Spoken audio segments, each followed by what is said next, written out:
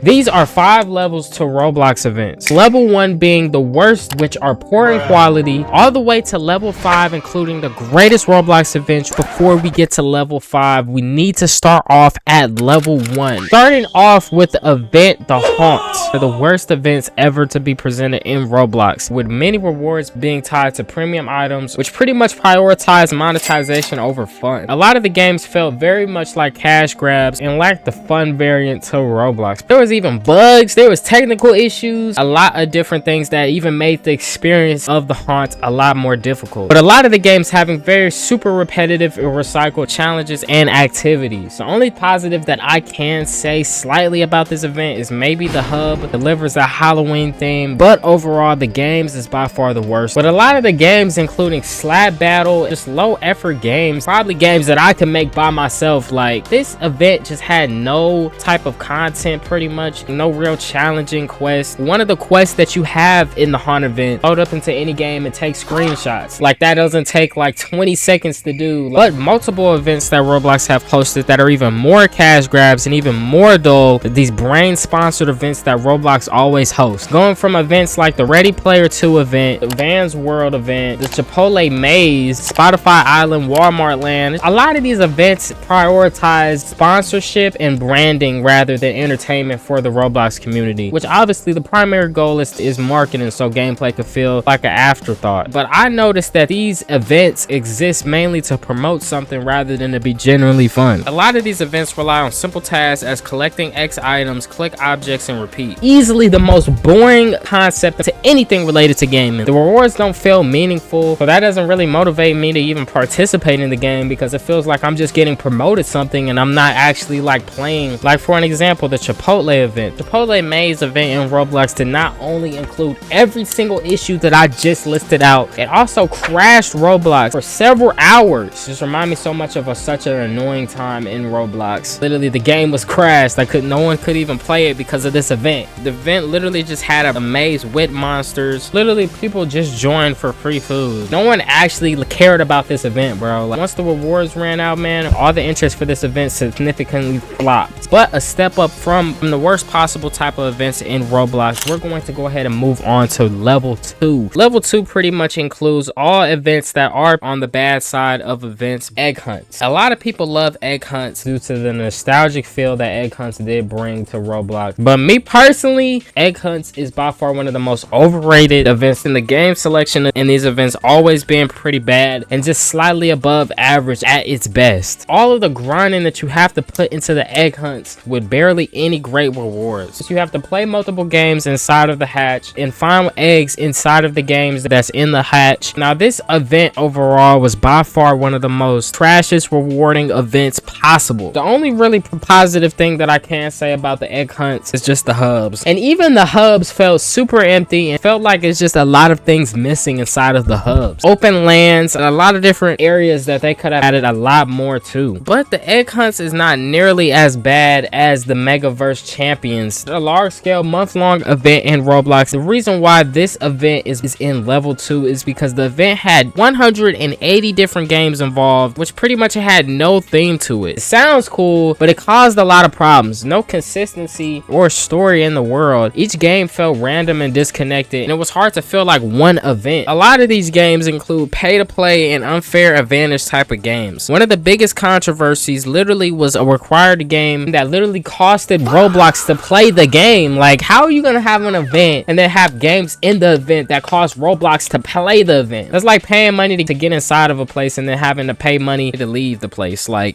what's the point of that? The grinding was excessive. A lot of the quests were very long, repetitive, or even difficult. And a lot of other players did hate this game because it replaced something even better. As we move on from level 2, we're going to go into the level 3 of games. These level 3 events are not bad, but at the same time, they're not the best at all. The games event overall had a lot of different random games. You had to jump between tons of unrelated experiences. There was no real world story. It felt like more of a checklist than an adventure. Most of the tasks literally in this event was play this game for X amount of minutes, do a simple objective, or collect just a few items. You pretty much just visit a lot of games, repeat simple challenges, and spend a lot of time doing basic tasks. The rewards didn't really feel that worth it. One of the rewards that you gotten was literally some earbuds and and just some team capes. And even on the high tier cosmetic items, you literally will only get a crown, Demoden style headgear, basic glowing accessories. The items just felt generic and low effort. Not a lot of items that just felt so rewarding. You could unlock most of these awards without doing much to the event. I never put on these awards. It's just overall so bad, y'all. But is it as bad as the winter and Halloween spotlight? Both of these events is pretty much the basic low effort holiday events, with the Halloween spotlight only including just having only a couple games that you could choose from. Pretty much in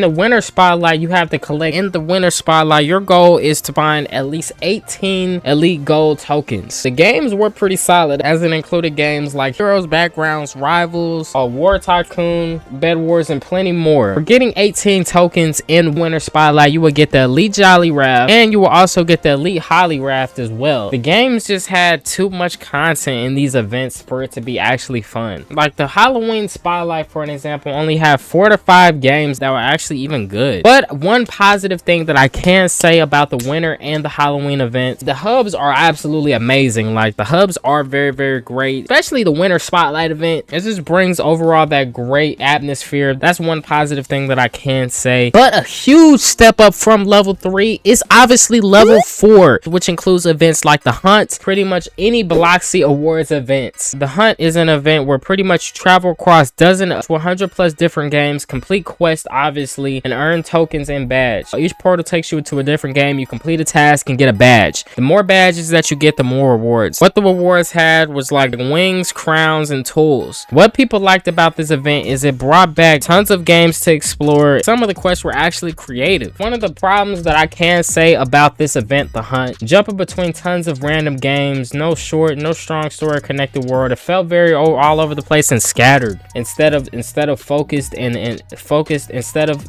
impressive. Some of the games have cool quests, but obviously some of the games were very boring as well. Having quests is one thing, but trying to do quests in a game that's boring and just dull, it just makes it a million times worse, you know? It kind of had that fake egg hunt impression. A lot of people felt baited by nostalgia and a lot of diversity as well, just like the Bloxy Awards did in Roblox. The Bloxy Awards are annual events hosted by Roblox to honor outstanding creators. They celebrate achievements across user-generated games. Why the Bloxy events were hit so good is because these events already have great games, because they honor players and creators who pretty much help Roblox get to the level that they are. The Bloxy Awards obviously already include games that already were loved by the Roblox community and by me, which is why they're so high in this list. Included fully animated shows, voice acting, which it felt huge for Roblox. But more importantly, you didn't have to grind 50 games to just enjoy the Bloxy Awards event. Everything happened in one main world, which had a consistent theme and design. It felt like a real place and not just like a checklist. The items actually felt special, like trophies, unique accessories tied to the event. The only thing that I can say about the Bloxy